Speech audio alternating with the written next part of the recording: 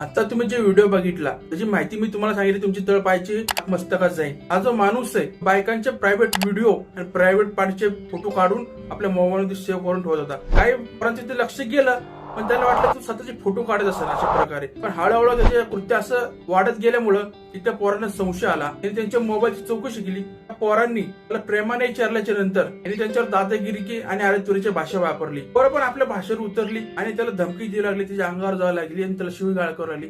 तो घाबरला आणि त्याचा मोबाईल जर चेक केलं, तुम्ही विश्वास नाही करू शकत. तिथल्या बायकांच्या पोरींचे व्हिडिओ तर होते, त्यांचे काय घाणेरडे प्रायव्हेट फोटो देखील त्यांनी काढून ठेवले होते. विश्वास नाही करणार. त्या माणसाने तिथे मेट्रो सॉल्व्ह करायला आला. पोलिसांना फोन करायचं सांगत होती. म्हणले जाऊ दे, तिथंच मेट्रो सॉल्व्ह करून टाकू आणि त्याच्या मोबाईल मधनं सगळे व्हिडिओ आणि फोटो डिलीट केले. माणसाला जाऊन दिलं. पण मित्रांनो, प्रश्न हा पडतोय, असं माणूस मॉल मध्ये जाऊन असे घाणेरडे फोटो आणि प्रायव्हेट फोटोंची व्हिडिओ काढतो, तो काय करत असेल? तू कुठे व्हिडिओ पोस्ट करत असणार ना.